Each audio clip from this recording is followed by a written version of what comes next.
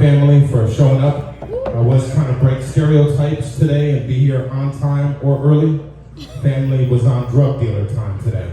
Said that they were just pulling up like an hour ago, and I'm still not high at this point, but that's all right. Brother finally showed up, and just when I was about to go up, he went downstairs to get some drinks.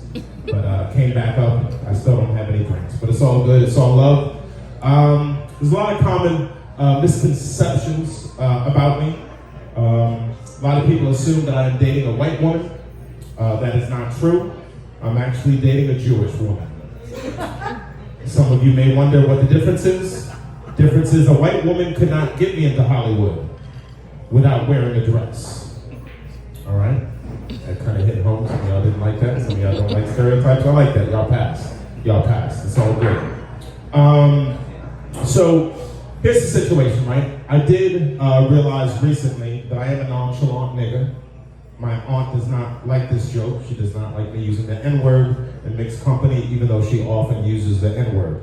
But I realized that I'm a nonchalant nigga because I was on the Instagrams, I was on the internet, some of y'all may have been on recently, and this white woman was complaining about nonchalant niggas. So I felt immediately offended, I felt attacked, until I recognized a couple things. A, she wasn't talking about me, and B, she didn't even use the word nigga. But I did feel offended on behalf of the nonchalant community. So I went home, I took a long look in the mirror, and I asked myself, am I a nonchalant nigga? Am I the indica of niggas? Because truth is, I long to be the sativa of niggas. So here's a nonchalant story from a couple years ago I'll tell you about. I was on a date with a 7. I was happy to be there. She was out of my league. I was on my nonchalant shit, my Virgo shit, keeping my feelings tucked, not showing my cards. Date was going great. It was a coffee date. I do great on those. She asked for a second date. Now I decided we should turn all the way up on the second date and do mushrooms on the second date.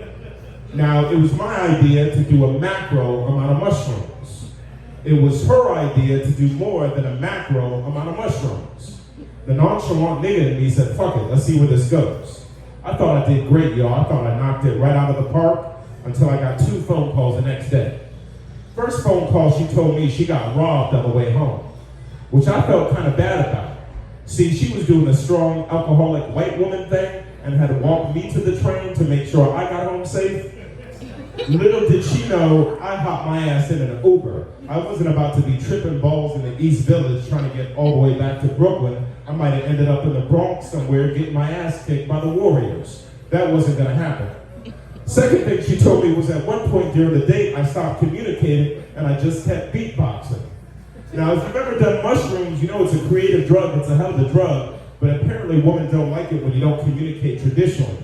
So I said, don't make me over now that I do anything for you. Respect me for what I am. She didn't respect me, y'all. She didn't respect me, so I had to cut her off. Then I took it a step further, and I gave up white woman for Lent. But white woman, don't worry. Lent is almost over. I'll be back out there, and I'll be loving every minute of it. Black woman, don't worry. I haven't forgotten you. I love your history. I love your thickness. I love your cocoa butter smell.